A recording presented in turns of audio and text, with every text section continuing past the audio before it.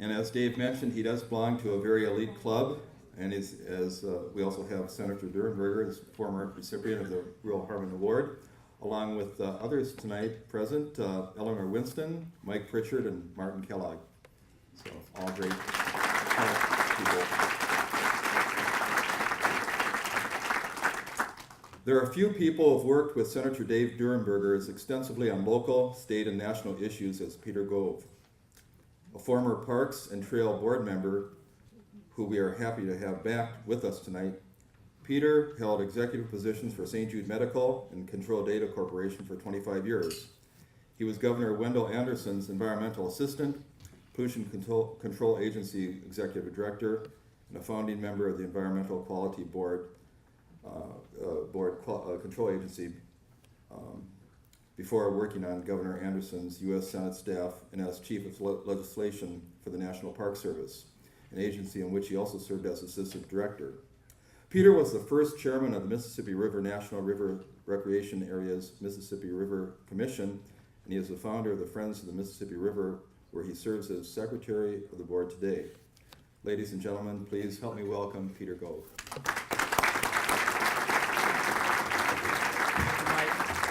Thank you, Mike. Ladies and gentlemen, as a past council board member, I'm grateful to Mike and Brett for this opportunity to introduce my friend and ally and mentor, Dave Durenberger. But before doing so, and with Brett's permission, given this audience of park advocates, and in this venue within the boundary of the Mississippi National River and Recreation Area, which is our national park in the Twin Cities, I want to, just for a minute, recognize a person many in this room have worked with for the past 7 years, our MNRRA Superintendent, Paul Labovitz, who's sitting over here.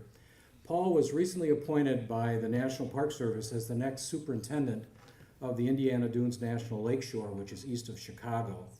And this is a well-deserved promotion for Paul, and he can now manage, protect, and interpret a unique landscape along Lake Michigan.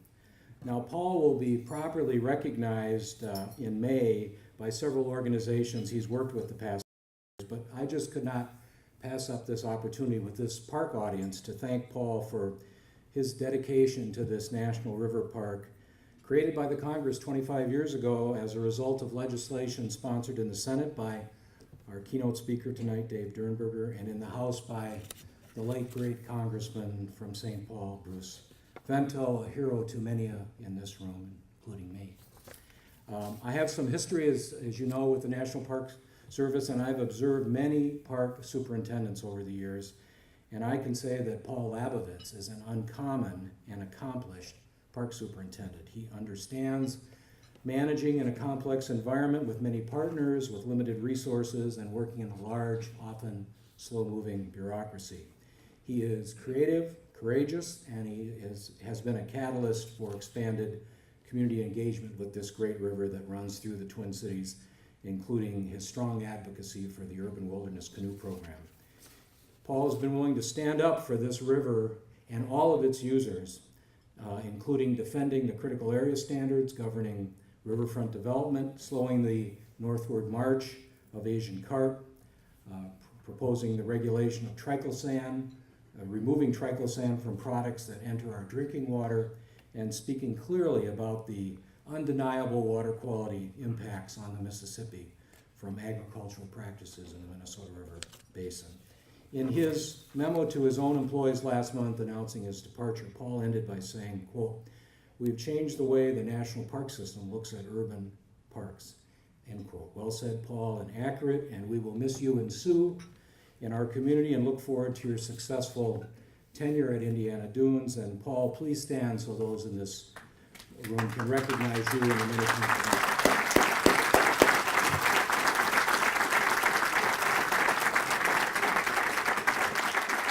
Well, our keynote speaker this evening, and I was supposed to start 5 minutes earlier, Brett, so I'm going to try to keep this short. But our keynote speaker this evening really needs no introduction, given his almost 5 decades, David, of public service to the people of this region, state, and nation. As previously mentioned, he is a past recipient of the Rural Harmon Award. He's an honorary director of this organization. and he's also an honorary National Park Ranger. I first met Dave in 1971, which dates both of us, when I was a very young staff member of Minnesota's new governor, and Dave was the former chief of staff to Governor Levander. And he was at that time working at H.B. Fuller Company, led by the legendary former governor of Minnesota, Elmer Anderson, who was recognized by this organization with the Harmon Award in 1997. Dave and I have worked together since the 70s then in the public, private, and nonprofit sectors, and it's been a real privilege for me. When I consider Minnesotans who have made substantial impacts to national and state conservation public policy the past half century, few match the long list of contributions by Dave Durenberger as a citizen, as a volunteer, lawyer, governor's chief of staff, and U.S. senator, including the roles he played in the establishment of the Pollution Control Agency and the Metro Council, leadership of the Metropolitan Parks and Open Space Commission and the Hennepin County Park Reserve District, the creation of Voyageurs National Park, his leadership in the Senate on the Superfund Act, and amendments to the Clean Water Act, Safe Drinking Water Act, and Clean Air Act, his advocacies to deal with acid rain, and as previously mentioned, sponsoring the Senate MNRRA legislation.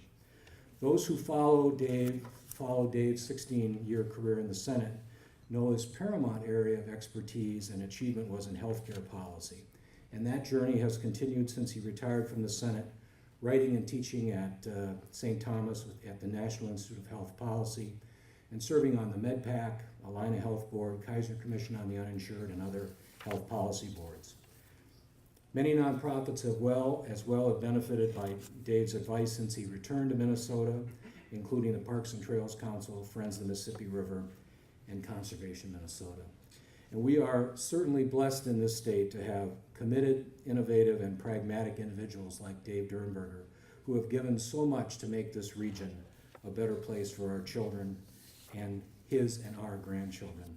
Dave has devoted many hours in the past few months researching, interviewing, and preparing his remarks for this dinner, tracing the history of safeguarding Minnesota's natural heritage.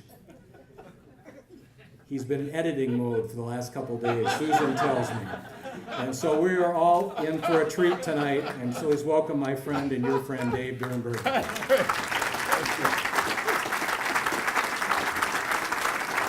I'm sure glad you added the editing part. Thank you all very much. That's a great introduction, holy cow. Whew.